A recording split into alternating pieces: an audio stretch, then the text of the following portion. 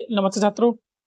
इससे आगे देखिए आप क्लास 10 मैथ का, ठीक है, साइड होगा क्वेश्चन नंबर है 4। आपसे कहा 148/185 का सरलतम रूप लिखिए। ठीक छात्रों, 148/145 का आपका सरलतम रूप आपको लिखना है। ठीक है, तो इसे आप देखिए। ठीक है छात्रों, 148/185 ये आपका, इसे अगर काटिए अगर आप, देखिए छात्रों, इसे आप 37 से काटिए। 37 चौकू आपके 148 होते हैं, 37 पंचे आपके 185 होते हैं। ये आपका आंसर आ गया 4/5। ठीक है, क्वेश्चन नंबर 5 आप देखिए। क्वेश्चन नंबर 5 आपका है छात्रों, क्वेश्चन नंबर 5 है, पी के किस मान के लिए समीकरण 3x - y + 8 = 0 और 6x - py = 16 संपाती रेखा निरूपित करते। ठीक है, तो ये आपके समीकरण दोनों गलत लिख गए। ठीक है, एक तो सही है। इस हिसाब से देखिए आप समीकरण लिखिए। पहला आपका है समीकरण 3x - y + 8 बराबर में 0। अब 8 उधर ले जाओ तो 3x - y बराबर में -8 आपका समीकरण 1 है। दूसरा आप देखिए 6x py बराबर में 16, ये आपका समीकरण 2 है। ठीक है, ये आपका 2 समीकरण है। ठीक है, अब आपसे कहा कि ये कानो संपाती रेखा है। देखिए छात्रों, इसमें आपका अगर इस समीकरण देखें, a1 बराबर आपके पास आ गया 3, b1 बराबर आपके पास आ गया -1 है और c1 बराबर आपके पास -8 है। इसी हिसाब से a2 बराबर मान आपका 6 है, b2 बराबर आपके पास मान -p है और c2 बराबर आपके पास मान 16 है। अब देखिए छात्रों, संपाती रेखा के लिए आपके सबरे बराबर होना चाहिए। ठीक है, संपाती के लिए आपको होता है संपाती रेखा के लिए a1/a2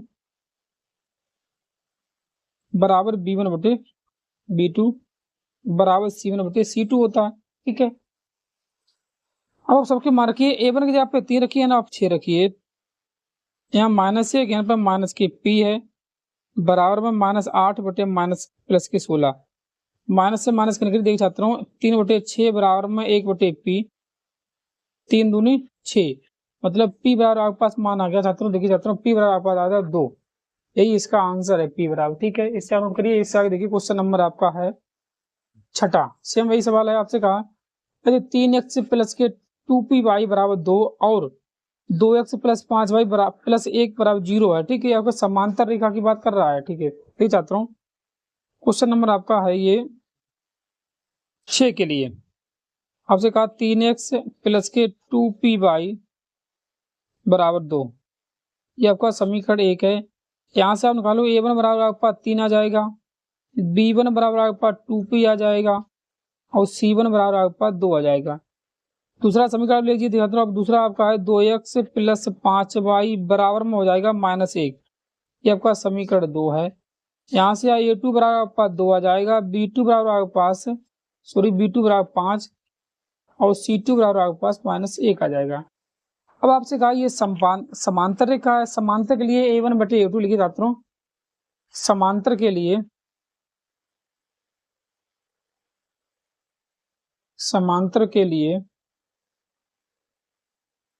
आपका होता है a1/a2 बराबर b1/b2 नॉट बराबर c1/c2, ये है। अब देखिए छात्रों, समांतर रेखा के लिए a1 जब आप क्रिएट करना आपका 3 है, ये आपका 2 है, b1 जब रखिए आपका 2p है, ये आपका 5 है। ठीक है, देखिए छात्रों, 5 3 15, 2 दूनी 4, 15 बराबर में 4 या p बराबर 15/4, ये आपका इसका आंसर है क्वेश्चन नंबर 6 का। देखिए चाहता हूँ क्वेश्चन नंबर 6 का आपका आंसर है ए। ठीक, क्वेश्चन नंबर 6 का ए सही है, आपका ये सही है। अब क्वेश्चन नंबर 7 आप देखिए। क्वेश्चन नंबर 7 में आपसे कहा, देखिए चाहता हूँ, क्वेश्चन नंबर 7 में आपसे कहा है 15 कोट थीटा बराबर 8, तो साइन थीटा का आपसे मान पूछा है। देखिए चाहता हूँ, साइन थीटा का मान आपसे पूछा है, तो इस हिसाब से लिखिए कोट थीटा बराबर 8/15। ठीक है, आप मालूम है पाइथागोरस प्रमेय अगर आप बनाओ इस हिसाब से, इस हिसाब से अगर, ठीक है, ये आपका कोट होता है आधार बटे लंब, ये आपका 8 हो जाएगा, ये आपका 15 हो जाएगा। नाम दे दीजिए ए बी सी। पहले यहाँ से आप कर्ण निकाल लो। देखिए त्रिभुज ए बी सी में, त्रिभुज ए बी सी में कर्ण के लिए आपका फॉर्मूला हो जाएगा कर्ण बराबर अंडर रूट आधार का वर्ग प्लस लंब का वर्ग। आधार आपके पास 8 का वर्ग है, लंब आपका 5 है, ठीक है। 8 का वर्ग 64 होता है, 5 का 25 होता है, आपको मालूम है। तो 5 4 9 6 2 8, ठीक छात्रों 8 का 64 ये आपका कितना हो जाएगा, ठीक है। सूत्रों का 100 ही आपके दिए थे, 15 दिए थे, ठीक है, तब आपका 225 हो जाएगा और 289 आपका हो जाएगा, ये आपका 17 का वर्ग है।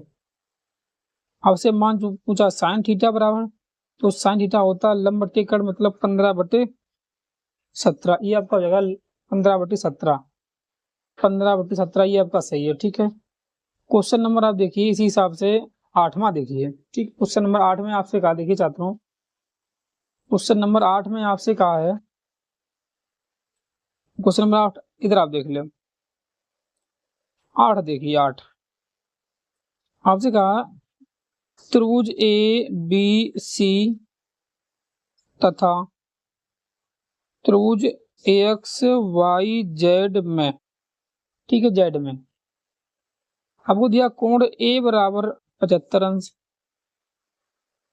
कोण बाई बराबर 57 अंश, तो कोण सी का मान पूछा है, ठीक है। अब देखिए छात्रों कोण बाई आपके बी के बराबर हो गया, ठीक है, तो कोण बाई आपका हो जाएगा कितना 75, या तो कोण बी के बराबर है तो आपका कोण बी हो जाएगा 57 अंश, ठीक है। तो कोण बी 57 अंश है, तो त्रिभुज ए बी सी में देखिए छात्रों ए बी सी में कोण ए प्लस कोण बी प्लस कोण सी बराबर 180 अंश होता है।